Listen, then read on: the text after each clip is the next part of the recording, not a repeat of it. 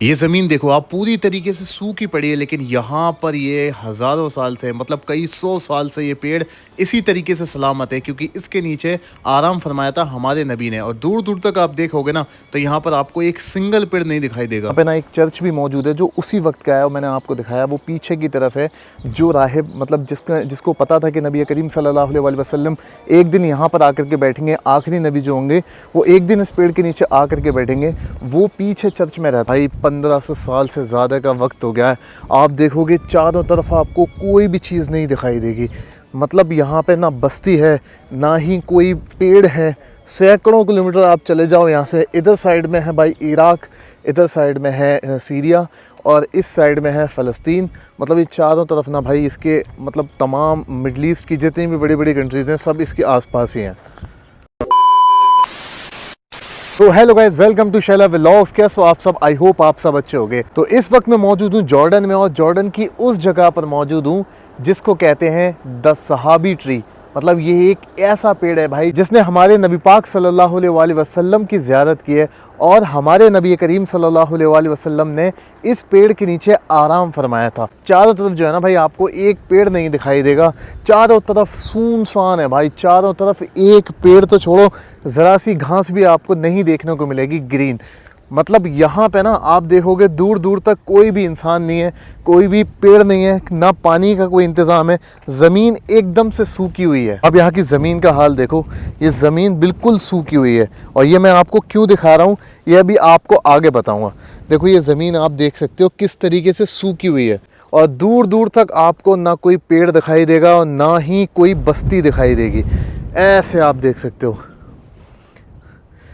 सकते हो आपको कोई भी सिवाय इस पेड़ के। और ये है नबी करीम सल्लल्लाहु अलैहि वसल्लम के वो सहाबी जो अभी तक है। तो इसको कहते हैं द सहाबी ट्री। मतलब ये वो सहाबी हैं जो अभी तक मौजूद हैं, और जिसने हमारे नबी पाक सल्लल्लाहु अलैहि वसल्लम को देखा था, और उन्हीं की वजह से आज तक ये पेड़ सलामत है। ऑलमोस्ट 1500 साल से ज़्यादा का वक्त हो चुका है। तो यहाँ पे लिखा हुआ है, आप पढ़ सकते हो, the side of the tree of the prophet Mohammad सल्लल्लाहु अलैहि वसल्लम। मतलब ये वो पेड़ है जहाँ पर हमारे नबी पाक सल्लल्लाहु अलैहि वसल्लम ने इसके नीचे आराम फरमाया था। हमारे नबी करीम सल्लल्लाहु अलैहि वसल्लम जब मुल्क शाम के लिए जा रहे थे, मतलब सीरिया के लिए जा रहे थे, मतलब बिजनेस के लिए, ट्रेड के लिए, अपने चाचा अबू तालिब के साथ, तो आपने यहाँ पे ना आराम फरमाया था। तो मैं अभी आपको करीब से जा कर के दिखाता हूँ वो पेड़, वो सहाबी ट्री जो कि अभी तक सलामत है। और भाई 1500 साल से ज़्यादा का वक्त हो गया है। आप देखोगे चारों तरफ आपको कोई भी चीज़ नहीं दिखाई देगी।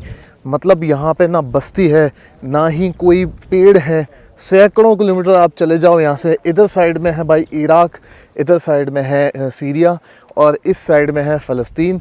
मतलब ये चारों तरफ ना भाई इसके मतलब तमाम मिडल ईस्ट की जितनी भी बड़ी बड़ी कंट्रीज़ हैं सब इसके आसपास ही हैं। इस पेड़ को देखो, आपको करीब से दिखाता हूँ। ये लगता है आपको कि 1500 साल से भी ज़्यादा पुराना है ये पेड़। देखो भाई इसकी जड़ें ऐसे ज़मीन में फैली हुई हैं, और इसके नीचे हमारे नबी पाक सल्लल्लाहु अलैहि वसल्लम ने जब आराम फरमाया तब आपकी उम्र 8 या 12 साल की थी। मतलब आप समझ सकते हो उस पेड़ का क्या आलम होगा भाई जिसके नीचे नबी करीम सल्लल्लाहु अलैहि वसल्लम ने आराम फरमा लिया हो। देखो आप, ये आज तक हरा भरा है। अभी मैं इसके नीचे जाता, लेकिन यहाँ पे ना चारों तरफ से बंद कर दिया गया रास्ता, आप देख सकते हो। अभी मैं मतलब दिल तो कर रहा है नीचे जाऊं, लेकिन किस तरीके से जाऊं, चारों तरफ से इसको मतलब बंद ही कर दिया गया है। नीचे से भी नहीं जा सकते क्योंकि लोहे के वो जो रहते हैं ना भाई तार वगैरह, वो सब डाले हुए हैं। ये देखो करीब से जूम करके दिखाता हूँ आपको। इस पेड़ को देखो, लग रहा है जैसे अभी एक मतलब कुछ 10-20 साल पुराना ही पेड़ हुई है। ये जो पेड़ है ना भाई, ये पेड़ है शाम के इलाके में। मतलब अब तो ये जॉर्डन के अंदर है, लेकिन पहले ये पूरा मुल्क शाम ही कहलाता था। जॉर्डन का भी कुछ हिस्सा, बाकी सीरिया भी है, फ़लस्तीन भी है, ये सब ना भाई ये सब शाम का इलाका कहलाता था, मुल्क शाम जिसको कहते थे। ये देखो यार, मैं आपको दिखाता हूँ। हमारे नबी करीम सल्लल्लाहु अलैहि वसल्लम ने इस पेड़ के नीचे आराम फरमाया, और कब फरमाया ये आपको बताता हूँ। जब हमारे नबी करीम सल्लल्लाहु अलैहि वसल्लम सिर्फ 8 साल के थे, और वो अपने चाचा हज़रत अबू तालिब जो कि मौला अली के फ़ादर हैं, मौला अली के वालिद हैं, उनके साथ जा रहे थे मुल्क शाम यानी कि सीरिया, एक ट्रेड के लिए, मतलब बिजनेस के लिए। क्योंकि अरब मुल्कों में पहले बिजनेस जो होता था वो मतलब पैदल ही होता था, घोड़ों पे होता था। तो वो आपस में ही ट्रेड जब चलती थी तो उसके लिए सफ़र जाते थे और बड़े बड़े काफ़िले जाते थे। तो हज़रत अबू तालिब जब जा रहे थे तो नबी करीम सल्लल्लाहु अलैहि वसल्लम ने साथ में चलने की ज़िद की, और भाई यहाँ पर जब आप रुके तो आप इस पेड़ के नीचे आपने आराम फरमाया। उस वक्त आपकी जो उम्र थी भाई 8 साल की थी।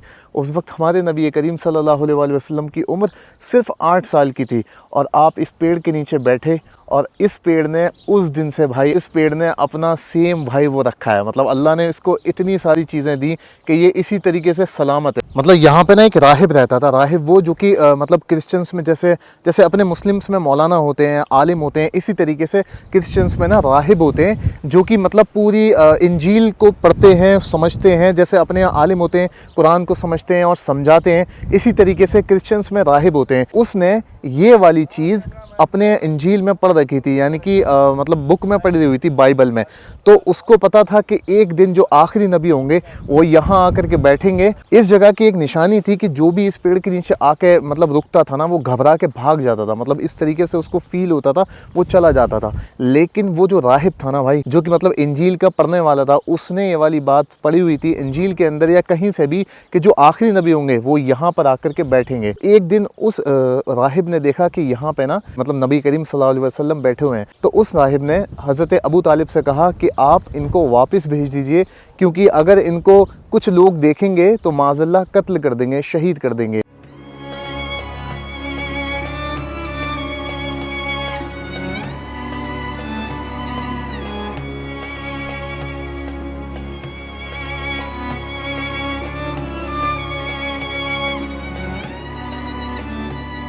यहाँ पे ना एक चर्च भी मौजूद है जो उसी वक्त का है, और मैंने आपको दिखाया वो पीछे की तरफ है। जो राहिब मतलब जिसको पता था कि नबी करीम सल्लल्लाहु अलैहि वसल्लम एक दिन यहाँ पर आकर के बैठेंगे, आखिरी नबी जो होंगे वो एक दिन इस पेड़ के नीचे आकर के बैठेंगे, वो पीछे चर्च में रहता था। मैं जूम करके दिखाता हूँ, आप देख सकते हो। और भाई उसी ने देखा था कि जो आखिरी नबी हैं, यानी कि नबी करीम सल्लल्लाहु अलैहि वसल्लम है, वो इस जगह आकर के बैठेंगे। और फिर आप अपने चाचा अबू तालिब के साथ जब आए थे तो आपने यहाँ आराम फरमाया था।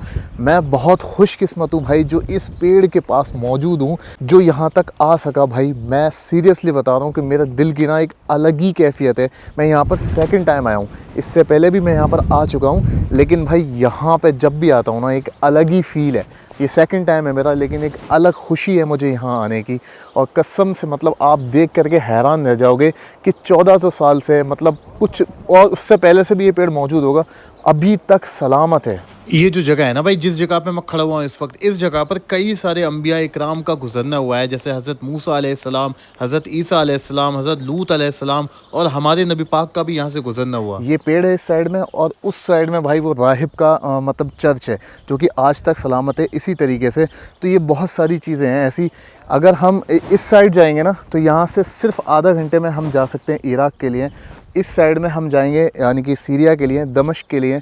इस साइड में हमारे फ़लस्तीन है, और बैक साइड में हमारे सऊदी अरब है। जॉर्डन जो है ना तमाम देशों के बीच में है। इस साइड हमारे इराक़, इस साइड हमारे सीरिया, इस साइड हमारे पैलेस्टाइन, और बैक साइड में हमारे यानी कि बिल्कुल मेरे सामने इस वक्त सऊदी अरब है। आप सोचो कि जिस पेड़ के नीचे हमारे नबी करीम सल्लल्लाहु अलैहि वसल्लम ने सिर्फ आराम फरमा लिया उसका ये आलम है। तो जिन सहाबा इकराम के साथ आप सल्लल्लाहु अलैहि वसल्लम ने वक्त गुजारा, जिन सहाबा इकराम ने हमारे नबी करीम सल्लल्लाहु अलैहि वसल्लम से दीन सीखा, उनके साथ वक्त गुजारा, उन सहाबा इकराम का क्या आलम होगा। मतलब आप अंदाज़ा लगाओ कि क्या आलम होगा हज़रत अबू बकर सिद्दीक़ रज़ियल्लाहु ताला अन्हु का, जो कि हमेशा हमारे नबी करीम सल्लल्लाहु अलैहि वसल्लम के साथ रहते थे। क्या आलम होगा हज़रत मौला अली का, जो कि हमेशा बचपन से हमारे नबी करीम सल्लल्लाहु अलैहि वसल्लम के साथ रहे। हज़रत उमर बिन ख़त्ताब रज़ियल्लाहु ताला अन्हु, हज़रत उस्मान गनी, मतलब ये तमाम सहाबा जो कि 4 यार कहलाते हैं, जो कि हमेशा हमारे नबी करीम सल्लल्लाहु अलैहि वसल्लम के साथ रहे, उनका क्या आलम होगा। और जो बड़े बड़े सहाबा हैं जिन्होंने जंगों में शिरकत की हमारे नबी करीम सल्लल्लाहु अलैहि वसल्लम के साथ, उनका क्या आलम होगा। मतलब हम अंदाज़ा नहीं लगा सकते।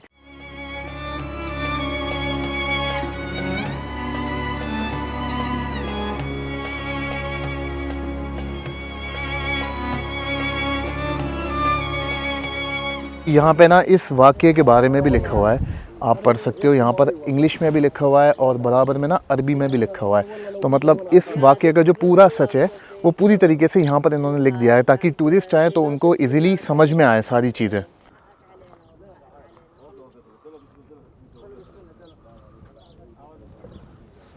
यहाँ पे आना ना मतलब किसी खुशकिस्मती से कम नहीं है भाई। यहाँ मतलब मैं मानता हूँ कि बहुत खुश नसीब लोग आ पाते हैं। मैं मतलब वैसे मैं अपनी तारीफ़ नहीं कर रहा, लेकिन मैं इस मामले में बहुत खुश नसीब हूँ जो इस पेड़ की मैंने ज़ियारत की।